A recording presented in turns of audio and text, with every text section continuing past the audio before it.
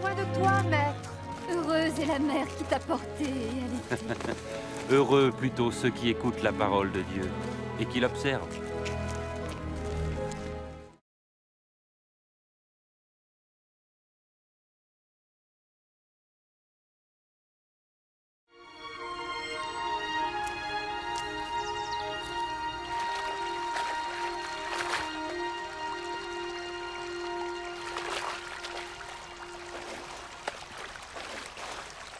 Apprends-nous à prier, comme Jean l'a appris à ses disciples.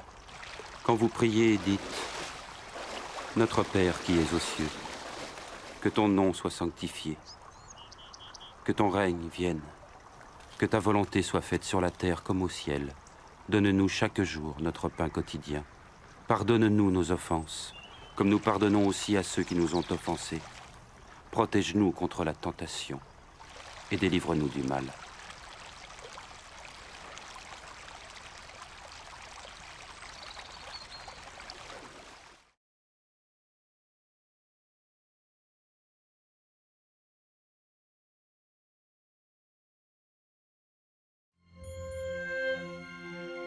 Dans les Saintes Écritures, Dieu déclare que le Messie viendrait pour être le sauveur du monde. La vie de Jésus prouve qu'il est bien celui dont les prophètes avaient parlé. Ésaïe a prophétisé que la Vierge deviendrait enceinte et qu'elle enfanterait un fils. Des siècles plus tard, la naissance de Jésus accomplissait cette prophétie.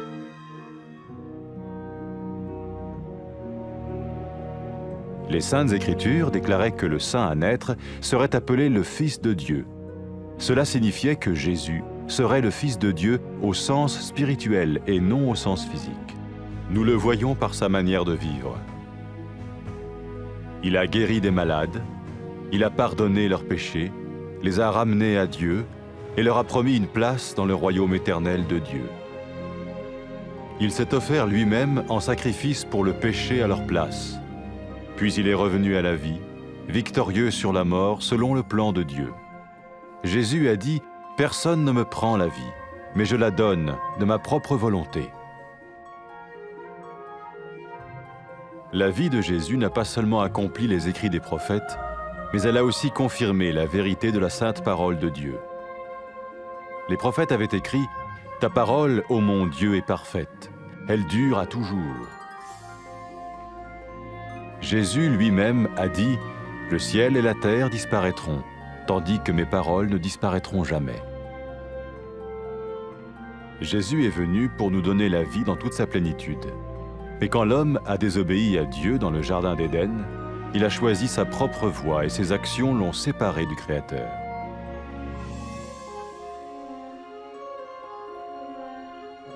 Les Saintes Écritures déclarent que tous ont péché et que le salaire que paye le péché, c'est la mort. Il s'agit de la mort spirituelle, éternelle séparation d'avec Dieu. Mais tout comme Dieu a donné un bélier pour qu'il meure à la place du fils d'Abraham, ainsi il a envoyé Jésus, le Messie, mourir à notre place.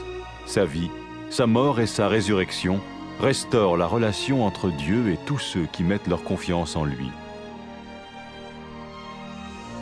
Maintenant, non seulement Jésus pardonne les péchés de ceux qui le suivent, mais il les sauve aussi du jugement éternel de Dieu. Ils sont sûrs d'aller au paradis et de vivre avec lui pour toujours. C'est cette vie et cette liberté de la culpabilité et du pouvoir du péché que Jésus offre à chacun aujourd'hui. Cela ne veut pas dire suivre une religion, mais choisir d'avoir foi en Jésus qui dit « Je me tiens à la porte et je frappe. Si quelqu'un entend ma voix et ouvre la porte, j'entrerai chez lui. » Cela veut dire se tourner vers Dieu et croire que Jésus vient dans nos vies pardonner nos péchés et nous rendre tels qu'il veut que nous soyons. Il ne suffit pas d'approuver intellectuellement ce qu'il dit, ni de vivre une expérience émotionnelle. Nous le recevons par grâce, au moyen de la foi, par un acte de notre volonté. Lorsque quelqu'un est prêt à suivre Jésus le Messie, il peut lui parler par une simple prière. Peut-être êtes-vous prêt maintenant à ouvrir votre vie à Dieu. Si oui, vous pouvez vous joindre à la prière suivante, silencieusement. dans votre cœur. Seigneur Jésus, j'ai besoin de toi. Merci d'être mort sur la croix pour mes péchés.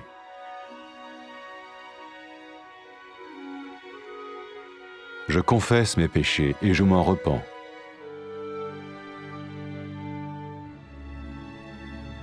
Je t'ouvre la porte de ma vie et je te reçois comme mon Sauveur et Seigneur.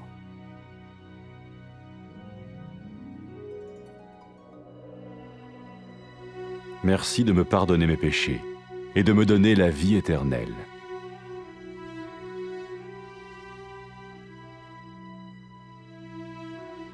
Fais de moi le genre de personne que tu veux que je sois. Maintenant que je deviens l'un de ceux qui te suivent. Amen.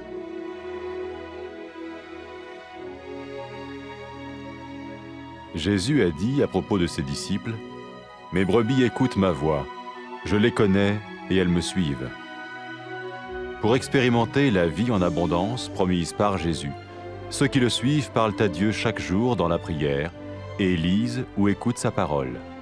Ils parlent de lui à d'autres personnes et rencontrent régulièrement ceux qui l'aiment et le suivent. N'oubliez pas sa merveilleuse promesse. Tout pouvoir m'a été donné dans le ciel et sur la terre. Et sachez-le, je vais être avec vous tous les jours, jusqu'à la fin du monde.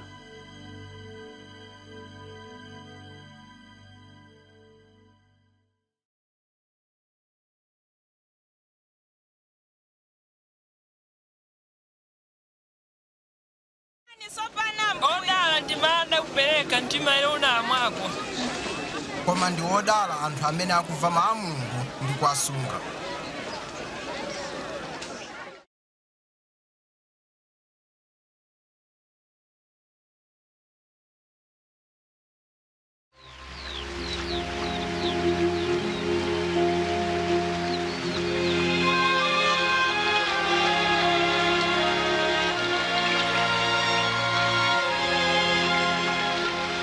Tiphunzitseni kupemphera monganso Yohane M'batizi anaphunzitsa ophunzira ake. Pamene mupemphera muziti, Atate wathu wakumwamba, dzina lanu lilemekezedwe, ufumu wanu udze, kufuna kwanu kuchitike, monga kumwamba chomwecho pansi pano. Mutipatse ife chakudya chathu cha lero, ndipo mutikhululukire ife machimo athu, monga ifenso takhululukira otichimwira. Musatilole ife kuti tiyesedwe, koma mutipulumutse kwa oyipayo.